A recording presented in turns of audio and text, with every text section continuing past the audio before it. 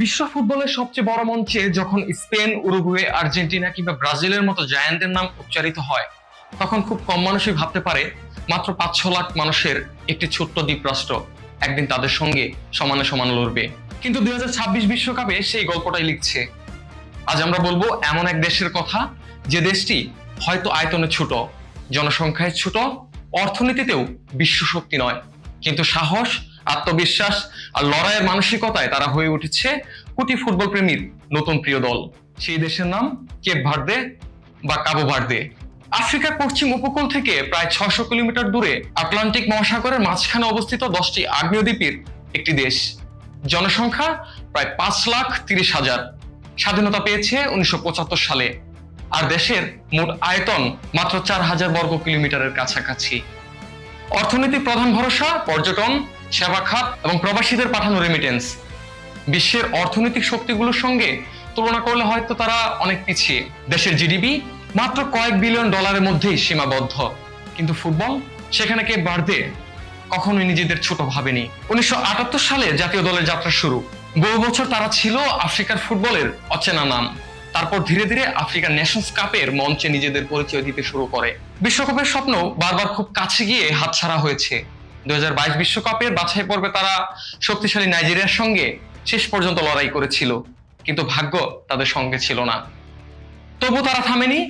Coach বাবিস্তার অধীনে গড়ে ওঠে নতুন এক দল, এমন এক দল যারা হয়তো তারকায় ভরা নয়, কিন্তু শৃঙ্খলা, সংগঠন আর দলগত শক্তিতে অসাধারণ। তাদের পরিচয় একটাই, হারানো কঠিন। এর ফল মিলল ২০২৬ বিশ্বকাপের বাছাই পর্বে। নিজেদের গ্রুপে তারা পেছনে ফেলেছে আফ্রিকার অন্যতম শক্তিশালী দল ক্যামেরুনকে। ঘরের মাঠে টানা ৫ জয়, একটি গোলও হজম না করে তারা ইতিহাস গড়ে প্রথমবারের মতো বিশ্বকাপের টিকিট নিশ্চিত করে। আর তারপর শুরু হলো রূপকথা। বিশ্বকাপের গ্রুপে তাদের প্রতিপক্ষ ছিল সাবেক বিশ্ব চ্যাম্পিয়ন উরুগুয়ে, বর্তমান ইউরো চ্যাম্পিয়ন এবং সাবেক বিশ্ব চ্যাম্পিয়ন স্পেন এবং সৌদি আরব। বিশ্বকাপ শুরু করার আগে কেউ তাদের নিয়ে খুব বেশি আলোচনা করেনি, কিন্তু প্রথম ম্যাচেই তারা পুরো বিশ্বকে চমকে দেয়। প্রতিপক্ষ স্পেন, বিশ্বের অন্যতম সেরা দল, এই বিশ্বকাপে অন্যতম হট ফেভারিট। কিন্তু ৯০ মিনিট শেষে স্কোরবোর্ড জ্বলজ্বল করছিল, স্পেন ০, কেপ ভার্দে ০। বিশ্বকাপে নিজেদের প্রথম ম্যাচেই তারা স্পেনকে গোলশূন্য ড্রয়ে আটকে দেয়।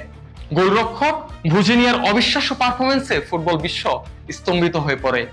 অনেক ফুটবল সমর্থক এটিকে ডেভিড বনাম গলিয়াত মুহূর্ত হিসেবে আখ্যা দেয়, কারণ বিশ্ব র্যাঙ্কিং এ অনেক নিচে থাকা একটি দল বিশ্বের অন্যতম সেরা দলকে থামিয়ে দিয়েছে। কিন্তু কেপ ভার্দে সেখানেই থামেনি।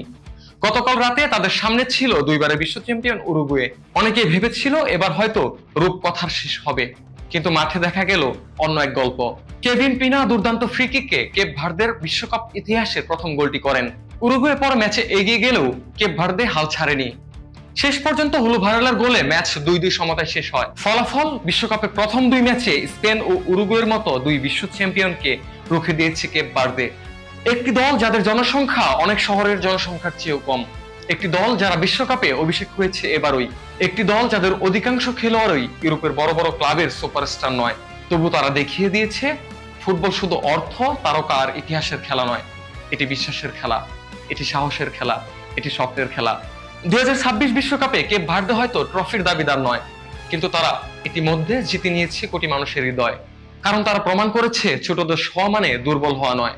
কখনো কখনো ফুটবলের সবচেয়ে বড় গল্পগুলো লেখা হয় পৃথিবীর সবচেয়ে ছোট জায়গাগুলো থেকেই। আর সেই গল্পের নতুন নাম কেপ ভার্দে, আটলান্টিক মহাসাগরের ছোট্ট দ্বীপ, কিন্তু বিশ্বকাপের সবচেয়ে বড় বিস্ময়। মুকসুদুল হাসান মিঠু, ঢাকা টুডে।